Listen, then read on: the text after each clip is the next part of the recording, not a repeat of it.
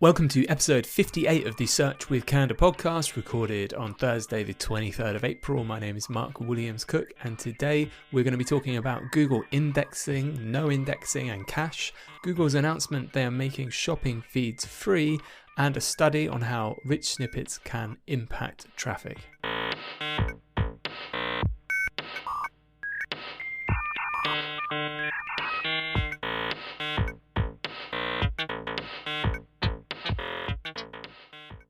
There's a whole bunch of indexing stuff I want to talk about today. Firstly, I picked up a story this week on Search Engine Land that said Google is not indexing new content again. And this is actually something we covered almost a year ago to the day. I think it was about a year and a week ago, where Google was, again in 2019, having issues just indexing new and fresh content. The same thing seems to be happening again in the Search Engine Land article. They've got some examples of doing site queries for sites like the New York Times and Wall Street Journal, and then going and setting the search options to show results from the last hour only. And actually, a lot of these search results were coming back blank. Same with Search Engine Land, posting stuff and then checking 20 minutes later, it's still not in the Google index. That may sound quick, but normally these articles will get indexed and they'll be there ranking within minutes, certainly not 20 minutes or an hour. So Google is aware of this issue. They've had these issues before. Last time they kind of said they had it fixed, but it actually took kind of a week and a half to fix. It looks like it's been resolved now. However, I did see in the thread on Twitter where it was reported, that I'll link to in the show notes, that other people were reporting similar errors to last year, where previously indexed pages were actually dropping out from the index as well. So it may well be that, like last year, there's not just an issue with Google indexing new content, but last year they did have an issue where already indexed content was just dropping out, and they had a large chunk of their index kind of drop out. So I'd be surprised if that kind of infrastructurally isn't related. But that's important for if you are running a site where you're getting organic traffic to very timely content, so you're publishing things and you're expecting, and normally you get traffic within kind of minutes or hours.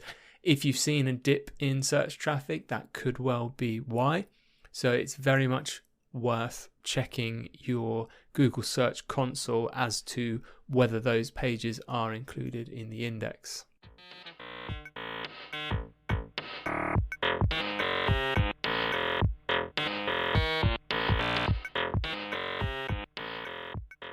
That last piece on checking whether your site, or specific pages rather of your site, are indexed is actually quite timely for me. So I wanted to talk about Google's index and no indexing and cache and site queries and stuff, because I've learned a new set of technical SEO things in the last couple of weeks that are related to indexing, which is pretty new for me, and that these things are fairly important, I think, from how we use Google as SEOs and what tools we choose to use and decisions we're making, just because I thought I knew this area very well. But like with many things in SEO, it turns out you don't know everything all the time, and I'm happy to admit that. And I'd like to just share with you what I learned over the last couple of weeks, because I'm quite confident I'm not going to be alone in that I didn't know these things. So the first thing to do, I guess, with indexing is I saw a thread on Twitter that John Mueller from Google was in, where he stated that site : queries, that is, if you go to Google and you type site : and then you put in your domain or subdomain and domain, you will only get search results from that domain. So this historically was used by SEOs to see which pages were included in the index. It's still used to check or to do internal like searches through Google. So if you want to see which of your pages have title tag optimizations for something, you can combine it and say do a site : yoursite.com, and then you can use the operator in URL : and check for like a phrase that you want to check your titles for, and that search result will only return results from the domain you've specified in the site operator. So that's all like super basic, super old, everyone knows this, and I've known for probably a couple of years now, and I've discussed it with other SEOs, that using site : and then typing your domain.com.co.uk, wherever it is, you will get a list of pages back from Google. So it'll say, pages 1 to 10 of 2000 or however many. And we've known for quite a while that that number it gives you is not an accurate representation of how many pages are indexed. So it is very usual that you will see some variance in that, maybe 5, 10, 20%, whatever. So I must admit, I still do use that sometimes as a very quick check when I don't have access to internal tools, or verified tools, I should say, like Google Search Console, Google Analytics. So you can do a site : and then a domain search. And what I'm looking for is, if it says, 1 of 10 pages, but I know the site's got 10,000 pages, then I know I've very likely got an issue. And the reverse is also true. If I know a site's maybe got 50 pages and I do a site : query and you get 10,000 pages back, then you've probably got some other kind of technical SEO issue. So I still use it sometimes to do those kind of checks, which I hope other kind of SEO people do, but I certainly do, I'll admit it. But here's what's really interested me. I saw on this thread that John Mueller was posting on to help someone out. He basically said, if you're looking at site : queries, we like to be helpful and show what you're asking for, even if that's not how it's currently indexed. The cached page often shows the correct URL. Don't use site queries for debugging. So the takeaway from this is that site : queries can return pages that are not included in Google's index, or at least they're not going to be, Google knows about them, but they're not going to be returned in terms of they're not in the search index, they're not going to appear in a natural search. And I didn't explicitly know that. So that means if you have pages that are specifically no indexed perhaps, or if you have pages that Google has maybe crawled, discovered, but has decided not to include in their search index, these may come up when you use a site : query.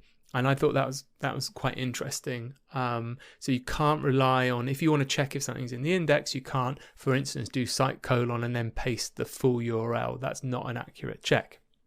So he did say the cached page often shows the correct URL.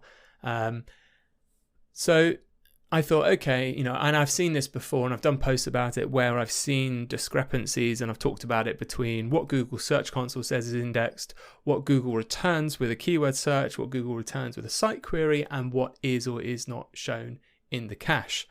So I thought, okay, well, maybe from an external point of view, again, without access to verified tools, maybe a cache : search would be a better way to do this. I then saw Martin Split, again, lovely guy at Google, who's got a whole series of JavaScript videos. I've spoken about him before. Really helpful to webmasters. Tweeted something that was related this same day. And he said, where does the obsession with the Google cache come from? Why are people treating it as a tool to check their pages with JavaScript content when basically he says it doesn't work as a testing tool and it doesn't tell you anything?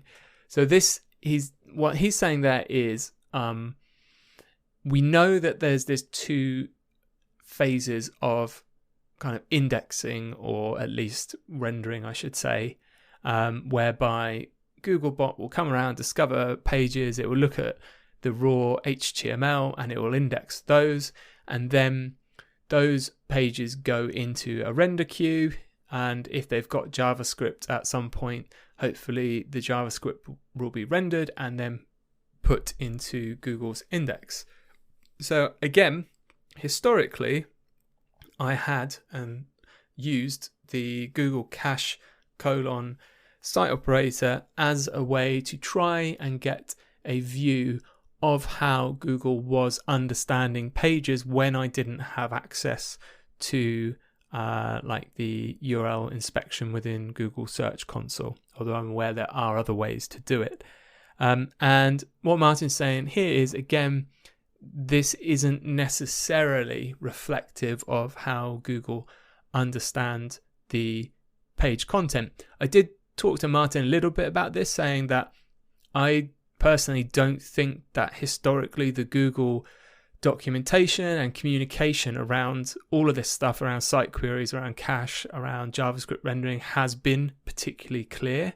And certainly from an anecdotal point of view, I've done my own tests. I've seen other people do tests where at least those things match up, in that when we have used the cache operator to look at what Google has in its cache, that seems to reflect what it will rank for in terms of JavaScript rendering and visible content. So the very basic experiment that I've done and shared multiple times is just made a page in HTML with a specific page title, and then on that page I used JavaScript to just update the page title. And the first thing I noted about this was the time lag between the HTML title appearing in Google and the rendered JavaScript changed title appearing in the Google search result was 24 days, which led me to believe that in this instance, not a particularly popular or authoritative blog, hey ho, that it took Google 24 days before it got around to rendering that.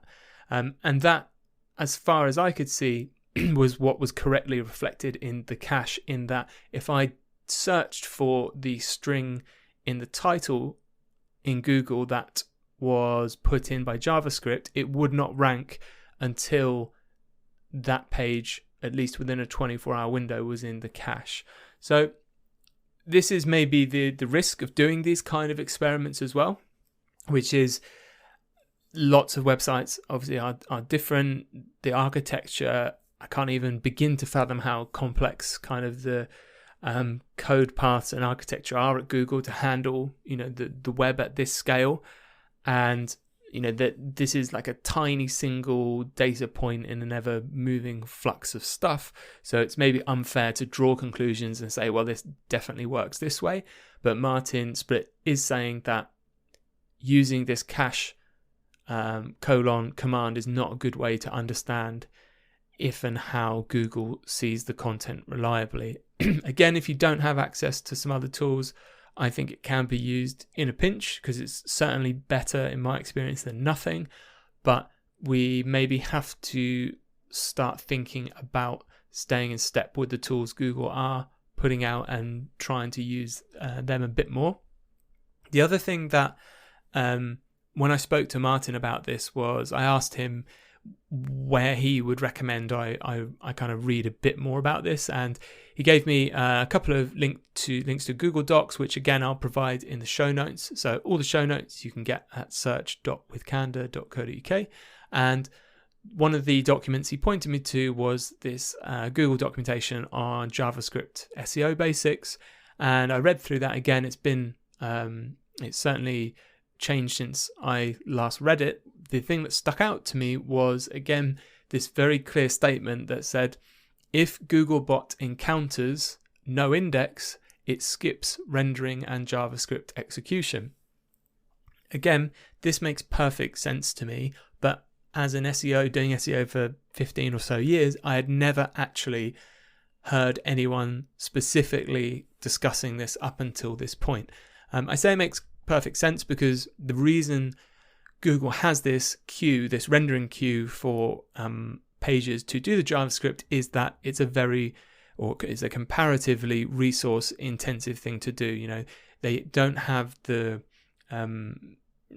kind of computing power to just on the fly execute all the JavaScript on the web yet as we go. So there is this queue. So it makes complete sense whereby if you're saying to Google, look, this page, we don't want it in the index, there's very little point in Google then actually bothering to do that resource intensive task of trying to execute, render the JavaScript and see what's there, because it's not going to be in the index anyway, right?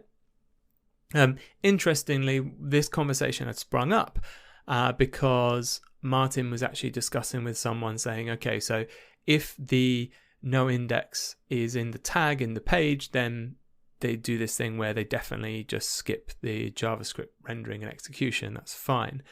So someone then asked, what happens if the no index tag is added itself by JavaScript?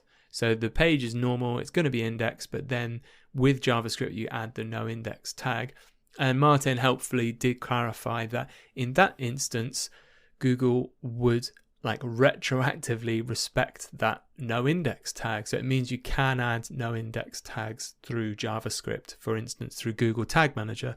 So what's happening in this instance is Google crawls the page, the HTML, it goes into the rendering queue, it renders the JavaScript, it then sees that this page has a no index tag and it will actually then no index that page.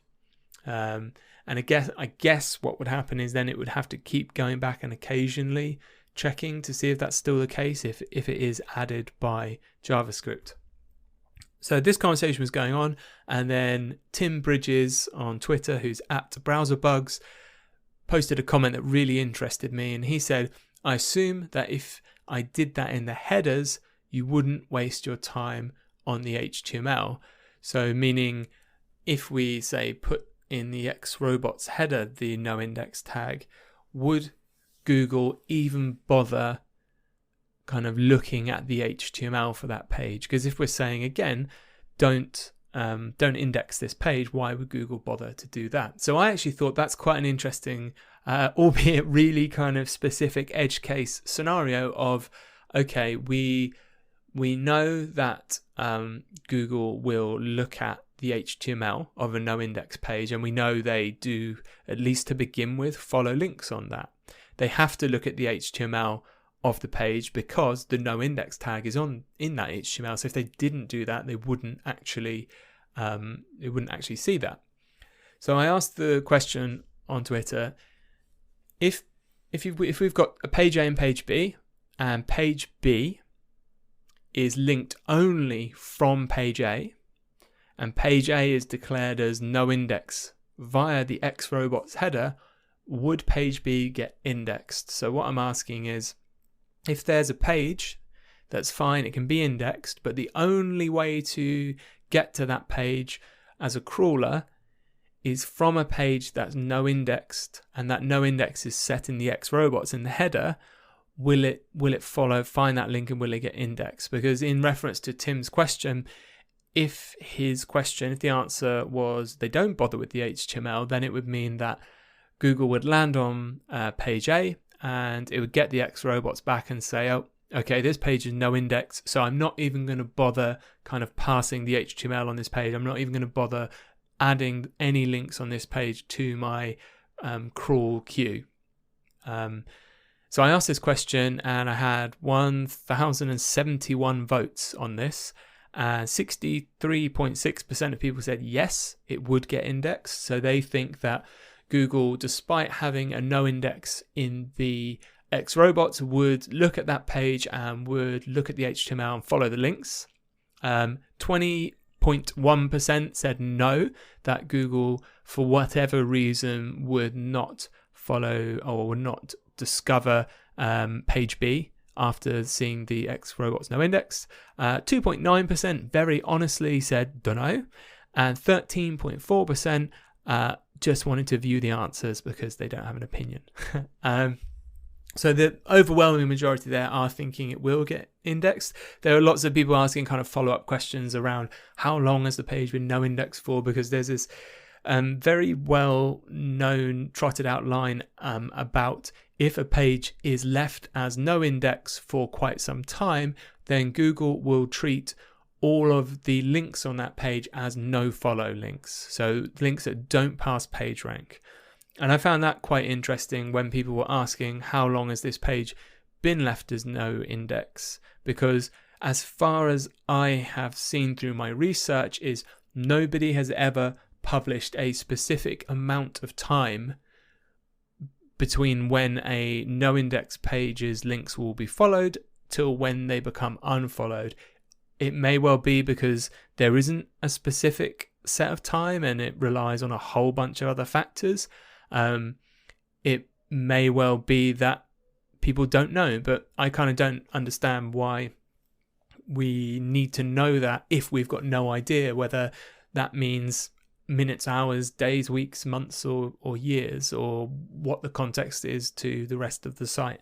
But most people decided that it would get indexed. So I've actually set up a test to do that now. So, and actually 2 other people have as well. So it'd be interesting. We've just set up some brand new pages that haven't been visited in browsers. They're not in sitemaps or anything. They're just little hand-coded HTML pages. They shouldn't get discovered in any way except through crawling. So we've built pages to them and built 2 experiments. Well, I did 2 experiments. One which is linking from a page that's no indexed through a tag in the HTML, which I would expect it to follow through.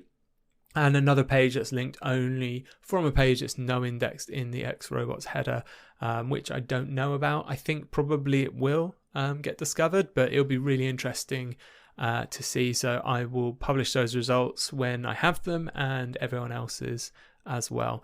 I just thought it's quite a long kind of ramble, but some really interesting stuff about site no index, cache, and how Google's handling that.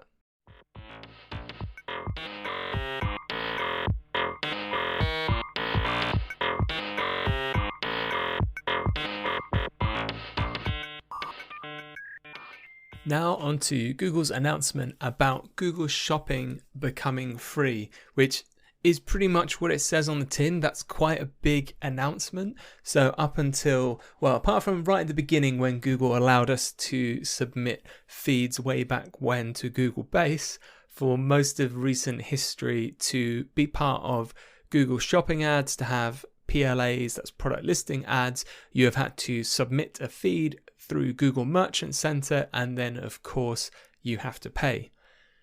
Google has done an announcement on the 21st of April by Bill Reedy, who's President of Commerce, and it's titled, "It's now free to sell on Google." And this is what Bill has to say.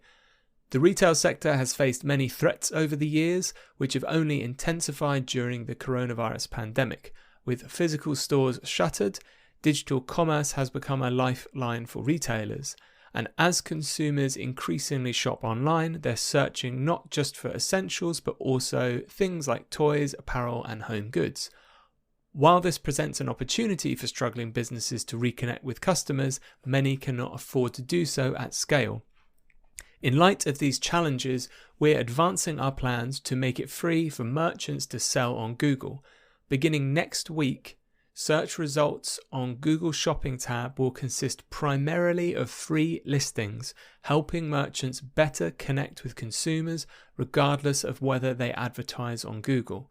With hundreds of millions of shopping searches on Google each day, we know that many retailers have the items people need in stock and ready to ship, but are less discoverable online.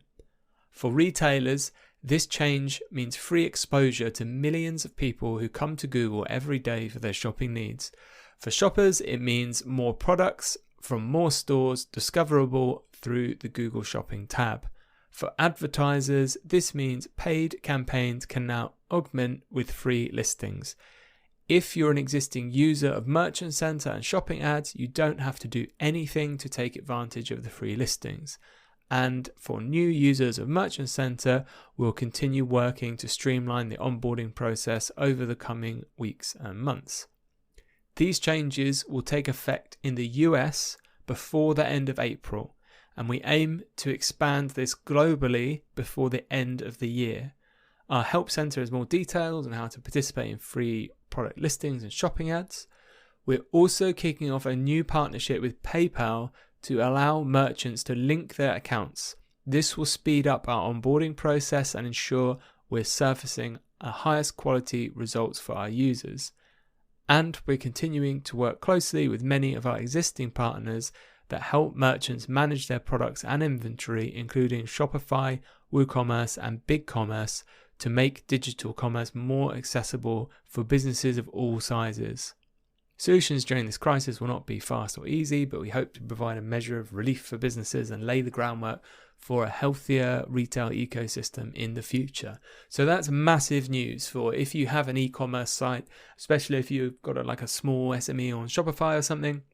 What Google is now saying is that these really high intent shopping ads, which do work really well on Google Ads, will now mainly be free organic listings. So to get these, if you haven't already, you need to sign up to Google Merchant Center and you need to get a product feed delivered through Merchant Center.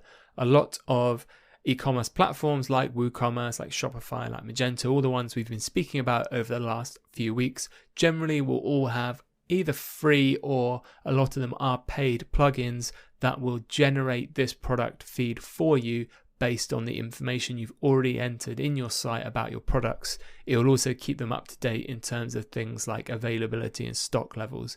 So actually, once you've got it set up, you've got that feed working and verified, there isn't too much ongoing work there. How that impacts paid search is still unclear. From speaking to other people working both SEO and PPC, I think it's probably accurate to take a slightly cynical view on Google's timing of this and their reasons for doing so. So interestingly, when people talk about Google and Google's competitors, Google's biggest competitor isn't really another kind of generic search engine like themselves. Google's biggest competitor generally is seen as Amazon. So because of the market influence that Amazon has, a lot of people with purchase intent actually will start their shopping experience at Amazon. So they won't do a Google search for, their kids' jigsaw puzzle. They will actually just go straight to Amazon, do a search there because maybe they've got a Prime account or whatever. They trust that site. And having that group of people with high purchase intent, which are obviously very valuable people, very valuable searches, not on Google, will adversely affect how many people pay for ads, basically. And I think Google's kind of come to this tipping point conclusion of, we would rather have the people stay on Google and have a chance of interacting with a paid ad than sidestep and just go straight to Amazon, right? Because the downside of the Google shopping experience currently is that because it is all paid, you actually have a very narrow window of retailers that are on there in comparison to all of the ones that could potentially sell you that type of product, which means that as a consumer, the user experience is potentially worse for you in that because Amazon is e-commerce focused and it's so big, generally you can get a very wide range of exactly what you're looking for. So I think the industry feeling is actually this is a kind of a longer term move by Google to challenge Amazon in terms of becoming a one-stop place for e-commerce. So if they can position this correctly and it has a blend of sponsored and organic results like the Amazon search results do, right? Because when you search on Amazon, you see at the top there are sponsored results and there are kind of the organic results. If Google can provide this similar experience, they may be able to retain or even take more market share off Amazon. Either way, really interesting. If you're in the US, coming before the end of April. For everyone outside the US, the end of the year.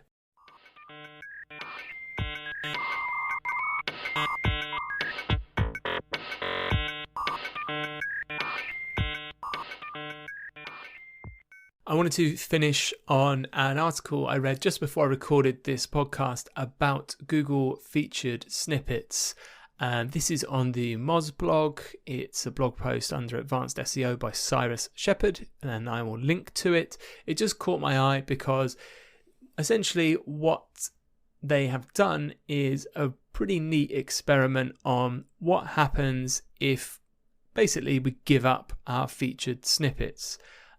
Featured snippets, as the post explains, used to be almost a no-brainer, because if you won a featured snippet, it was quite common that you could have this position kind of 0 at the top of the page, and you could normally secure the number 1 position, or at least in the top few results as well. So you essentially get over double the presence on page 1 of Google. And back in January, as we talked about on the podcast, Google was talking about basically deduplicating search results, meaning if you have got a featured snippet, your normal search result is now going to disappear. And this was quite interesting, because there had been some people suggesting, some studies suggesting, that actually featured snippets weren't so great, because a lot of the time they satisfy at least enough of the searcher's intent where maybe they don't click, and people had been historically trained to kind of click on normal search results. So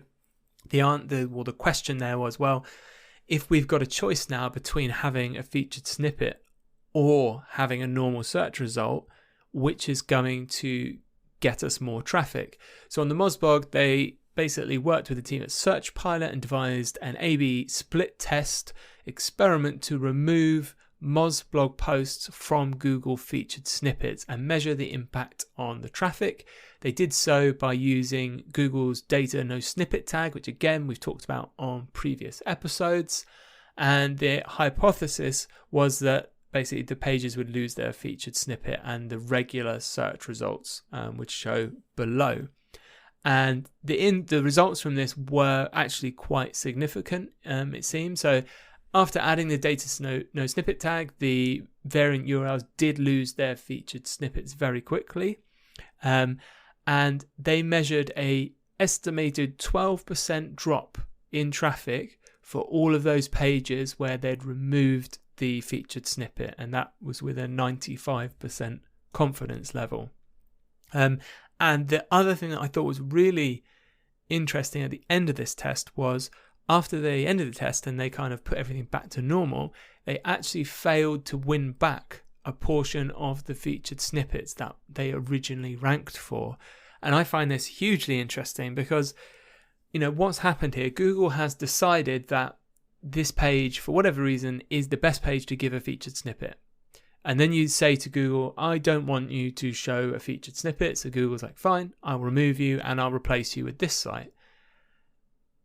When you then say to Google, actually, no, it's fine, you can use the featured snippet, what's changed Google's mind there? It's now decided that, well, I'm actually ranking this site, so I'm going to stick with this one, thank you.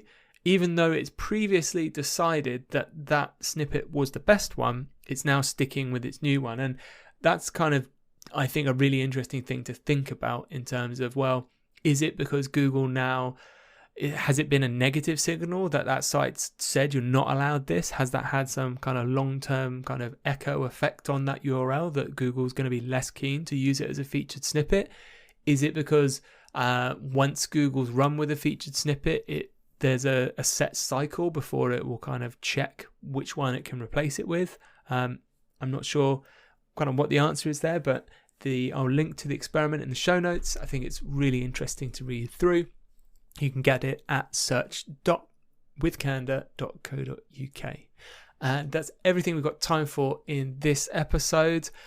We're going to be back on Monday, May the 4th. So May the 4th is going to be Star Wars Day for those who are fans. And I hope everyone is doing well in their various states of lockdown and quarantine. As I said, we'll be back on Monday. I've asked a few of you if you do enjoy the podcast. I don't really normally ask people to do this because it's kind of annoying, but if you can give us a rating, if you like it, I would really appreciate it. Helps us get the word out, more listeners, more interactions, all good stuff.